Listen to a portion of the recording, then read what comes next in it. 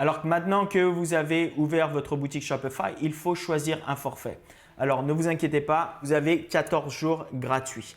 Mais après 14 jours, votre Shopify devient payant ou sinon votre boutique, elle se met en pause et vous ne pouvez rien faire.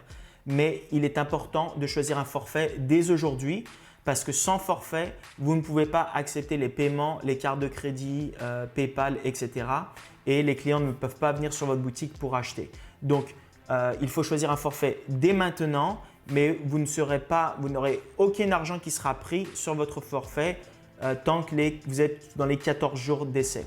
Okay? Au bout de 14 jours après, votre carte sera débitée pour le forfait que vous avez choisi. Donc, on va cliquer sur sélectionner un forfait et là, il nous montre les 3 forfaits qui existent. Il y a 29 $ par mois, c'est le Shopify basique. 79 $ par mois, c'est le Shopify recommandé. Et 299 $ par mois, c'est le Shopify avancé. Alors, il y a des avantages et des inconvénients à tous les forfaits. Celui de 299 $ par mois n'a aucune importance, donc n'y faites pas attention. Celui que je recommande, celui que j'utilise dans toutes mes boutiques et celui que je recommande à tout le monde, c'est toujours celui de 79 $ par mois. Parce que c'est celui qui offre le plus de possibilités, le plus de statistiques, le plus d'analyse de données, etc. qui va vous permettre de faire beaucoup plus de ventes. Et non seulement ça, mais les taux sur les cartes de crédit sont moins élevés que sur le forfait qui est plus bas. C'est-à-dire que les frais que les passerelles de paiement vont vous prendre sur vos cartes de crédit quand vous avez des ventes avec des cartes de crédit va être moins élevé quand vous avez ce forfait que si vous avez le forfait de base. Maintenant, si vous êtes un peu plus serré au niveau de vos finances, vous pouvez très bien commencer avec le Shopify de 29 $ si c'est plus convenient pour vous. Encore une fois, ce n'est pas celui que j'utilise, ce n'est pas celui que je recommande. Je préfère largement celui de 79 $, mais celui de 29 $ est assez bon pour commencer. Et par la suite, si vous faites plus de ventes et vous avez plus d'argent et vous voulez commencer et vous voulez changer, vous pouvez toujours passer à celui de 79 $. Mais quoi qu'il arrive, même si vous êtes à celui à 79 $, à 29 $ ou à 299 $, à n'importe quel moment, vous pouvez descendre votre forfait ou augmenter au forfait plus avancé. Donc, vous avez toujours l'option de changer de forfait à n'importe quel moment.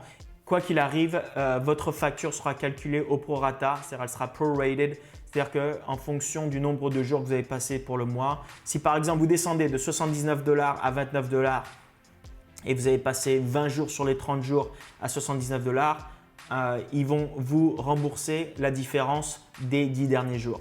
Okay?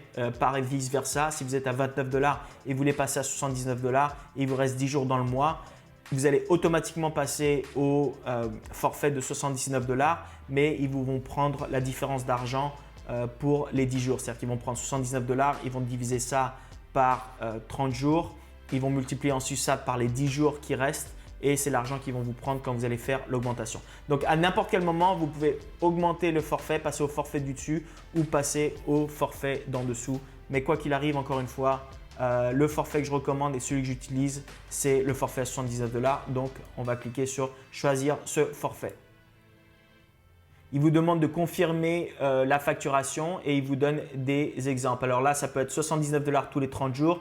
Si vous payez d'un coup pour toute une année, vous économisez 96 $. Si vous payez pour 2 ans d'un coup, vous économisez 378 $. Et si vous payez 3 ans d'un coup, vous économisez 111 $ sur les 3 ans. Donc, moi, pour l'instant, je vais juste prendre 79 par jour. Et là, moyen de paiement, maintenant, il va falloir rajouter une carte de crédit ou une carte débit, une carte bancaire. Donc, n'importe quelle carte bancaire suffit. OK? Donc là, je vais rentrer mes informations.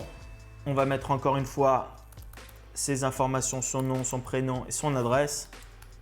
Et ensuite, on va valider. Et maintenant, tout ce qu'on a à faire, c'est cliquer sur le bouton pour démarrer le forfait. Encore une fois, on va être facturé maintenant que 0 $ parce qu'on a 14 jours d'essai. Et donc, dans 14 jours, c'est là qu'on sera facturé 79 $. Si vous avez choisi le plan à 29 $, vous serez facturé 29 $. On démarre le forfait. Et ça y est, maintenant, notre boutique, notre compte est ouvert et on peut accepter les paiements. Il va falloir connecter des passerelles de paiement. Je vous montrerai ça dans une prochaine vidéo. Mais en tout cas, on on est prêt pour pouvoir accepter des paiements sur notre boutique. Maintenant, il nous suffit juste de construire nos boutiques et de connecter nos passerelles de paiement et de faire tous les paramètres. Et après, on est prêt pour se lancer et faire de l'argent rapidement.